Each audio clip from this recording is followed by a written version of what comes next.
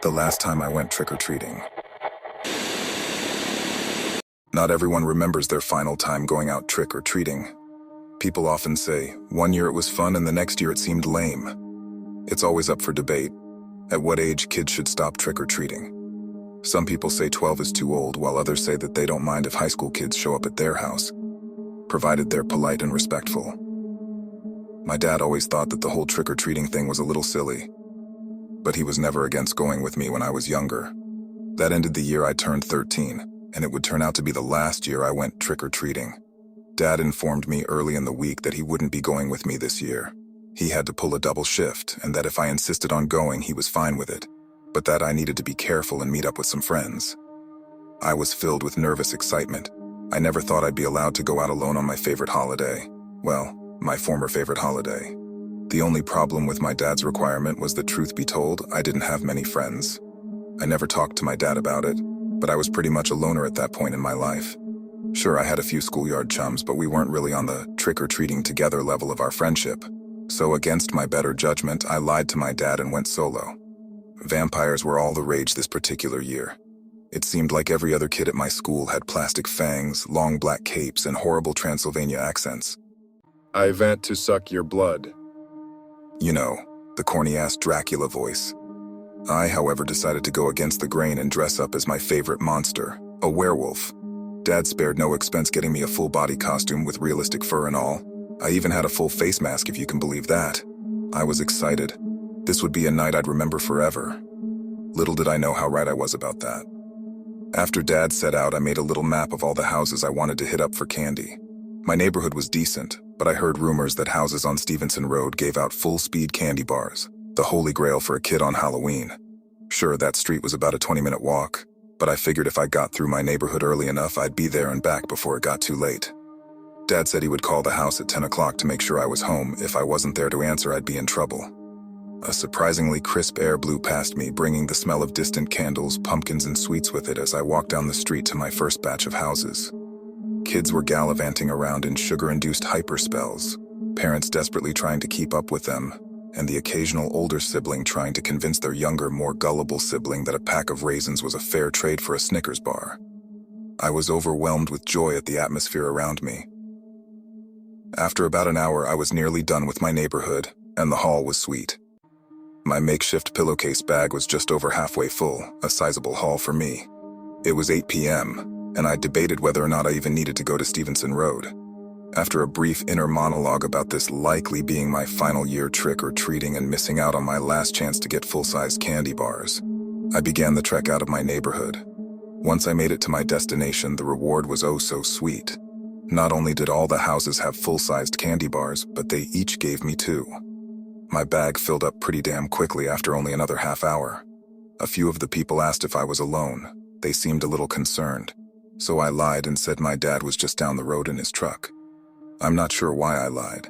I guess I was afraid one of the more overzealous parents would want to go with me for the rest of the walk or even take me home. Couldn't have that happen until I hit every single house on the road. After the final house, I made my way back down the road as a few of the houses began to turn their porch lights off, cloaking the road in darkness. It was a little after 9 p.m. now. So long as I made my way home, I'd be back in time for Dad's 10 p.m. check-in. If nothing else, Dad was always very punctual, and I realized now a part of him was likely still worried for me, even if he did think I was with friends. While I was making my way home, a cold wind blew past me. It sent a chill down my spine and made the hair on the back of my neck stand up. I told myself this happened due to the cold, but walking back to my neighborhood on that dark road all by myself, I suddenly became frightened at my situation. I picked up the pace a little, yearning to see the streetlight at the beginning of the stretch of houses that made up my neighborhood. The sound of my heavy breathing and footsteps was the only noise I heard around me as I walked. Suddenly, a sound came from somewhere nearby. I could hear music, not just any music, but Halloween music. I stopped and listened for a moment to determine where it was coming from. It seemed to be coming from just ahead. Confused, scared, and a little curious, I jogged to see where the music was coming from. Just past the trees, I could see the glow of a porch light, and I made out an old gravel driveway. I stopped and looked upon a house that was done up with all manner of decorations and lights, and it even had a speaker playing the fantastical, creepy music. I was in absolute awe of the marvelous home before me. It took me a couple of minutes to realize that I didn't notice this house on my way to Stevenson Road. Surely I wouldn't have missed this spectacle as I walked this way. I chalked it up to the lights have been off, thinking maybe the owners of the home were late getting off work. Stranger things have happened. While I was thinking this over, I noticed a man was sitting on the porch with a big bowl. We made eye contact, and he began to wave at me, at first to say hello, then to call me over. He was smiling and seemed nice enough. Just a normal older man in jeans and a rather ugly pumpkin-colored sweater. I looked at my watch. It was only 9:24 and I was nearly home. Surely one more house wouldn't hurt. I walked down the gravel driveway to greet the man. Making my way up the steps to his porch, it creaked under the unexpected weight. The man stood up, setting the bowl down and using a cane to help support himself. He smiled as I held out my bag. "Trick or treat," I said warmly. "Oh my," he started, "a wolf man. It has been a while since I've seen one of those. That's great," he said with a friendly chuckle. I was a little unsure of what to do next, so I laughed and responded, "Yeah, werewolves are my favorite," I said proudly. The old man leaned in and whispered, "Can I tell you a secret? They're mine too." He chuckled as he reached for his bowl, stopping suddenly. "Oh dear," he said defeated. "How did I run out of candy already with the late start I had? Guess I'll have to grab some more from inside," he said as he began to slowly make his way to the door. He gripped the handle and it opened with a loud creak. Stopping in the doorway, he turned to me. "Why don't you come in for a sec, son? Get out of the cold while I fetch some more candy for you." Looking back at this moment as an adult, I know how insane my next actions were, but I was just a kid. I was trusting. The man had been nothing but kind to me, and living in a rural area, we were taught to always be polite. "Oh, sure, okay, thank you, sir," I said as I followed the man inside. Walking past the threshold, I felt a chill go down my spine again as the door shut behind me. I shivered as I looked around. There was nothing odd about the inside of his home. It was a little unkempt, but so was my dad and I, so it didn't seem strange to me. The man turned to me with a smile. "Why don't you have a seat? I'll just be a moment," he said, trailing off as he walked into another room. Sitting down on a chair, I waited for the man to bring me my goodies. As I sat looking around his home, I noticed a rather peculiar smell in the air. At first I couldn't place it. Then after a few minutes I determined what the smell reminded me of: pennies. A strong smell of copper filled the air around me, but I was unsure what else smelled like that other than the now obsolete 1-cent coin. God, if only I had known, I would have run out of that fucking house right then and there. I sat for what felt like an eternity while I heard the man shuffling around in the other room. After a while, I heard the man yell from the other room, "You think you could come help me for a second? I can't seem to find where I put my darn cane," he shouted, clearly frustrated. I let out a sigh and stood up, walking towards the room his voice was coming from. Walking down the hall, the smell was getting stronger. It was almost unbearable. With a final step, I turned into the room the man's voice was coming from. As I stepped into the room, I looked down at my watch and noticed that the time still read 9:23 p.m. I stared at it thinking maybe my battery was dying. I heard a weird squishing sound as I walked, and looked down at my feet. Covering my shoes was a sticky, thick layer of blood. I had never seen much blood before aside from a smell cut here or there, but I knew what it looked like, and there was so much of it, all over the floor and my shoes. I felt my skin grow pale and a cold sweat hit me as I slowly lifted my head.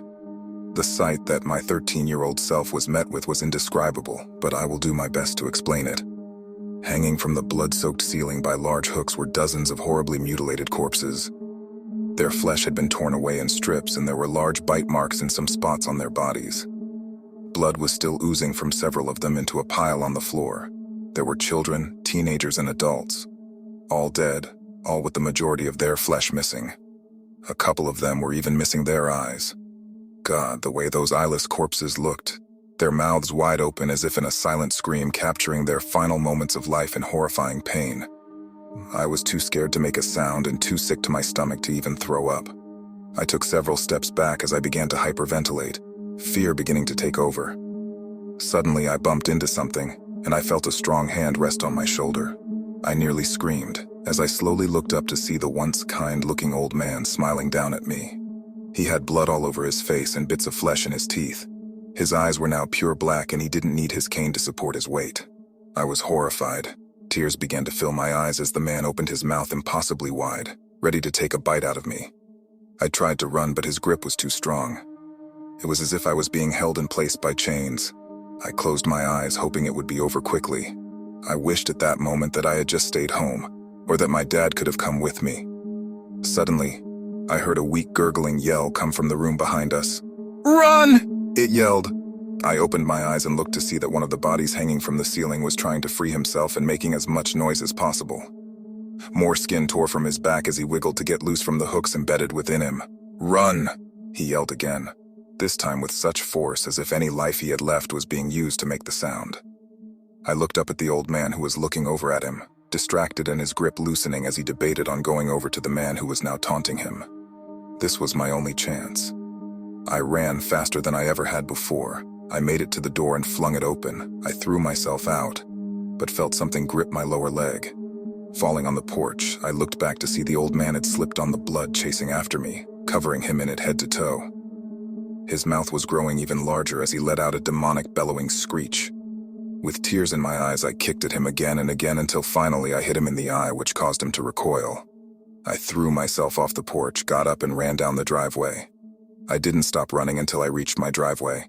By the time I had arrived, my father was, I'm the driveway, seemingly ready to get in his truck to come find me. He began to yell, but I just ran to him and hugged him. I was crying and wailing in fear.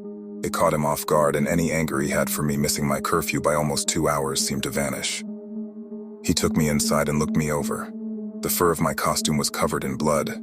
He tore it off me and looked me over, tending to a large scratch on my leg. After comforting me, he asked me to tell him what happened. I could barely form words, but I managed to get out that a man down the road did this and had real dead bodies in his house, that he tried to eat me. The real blood all over my costume was evidence enough for my dad to call the police. They investigated the area over the next couple of hours. The next morning, a rather annoyed police officer asked me some generic questions. It seemed that they had looked up and down the road all night for this so-called house, but couldn't find it. They had me show them where it was, but it was gone. I couldn't explain it. I knew what I experienced was real, and I had the bloody costume and scratch marks on my leg to prove it. The police chalked it up to a prank gone a little too far and called off the search. My dad never doubted me, but there was only so much he could do. Sometimes at night he'd go up and down the road looking for the mysterious house, but he never found anything. He spent years trying to find it, or the man I described. He would never forgive himself for not being there with me that night, although I'm not sure if things would have been any different. Maybe we would be traumatized together, or much worse. Halloween was never the same for me. Even after seeing several therapists, the idea of leaving the safety of my home on that night, or most nights for that matter, seemed impossible.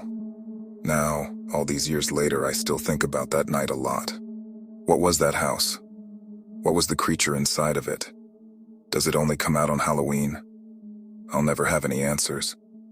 But most of all, I think about that man who saved my life. It was likely the parent of a child who just wanted to go trick-or-treating and thought the house looked like a good stop. They were lured in, like a moth to a flame by all the mesmerizing lights and decorations. However, even though the pain must have been unbearable, that man saw that the creature was about to kill another child and wouldn't stand for it. A final act of defiance and courage saved my life. He was a hero, my hero. I just wish I could thank him, or even better, that I could have saved him. Survivor's guilt is a hell of a thing to live with. So that's it, the last time I ever went trick-or-treating. The only thing I have left to say to you is this. If you're walking down a dark road on Halloween night and you come across a marvelously decorated house and a nice old man, run.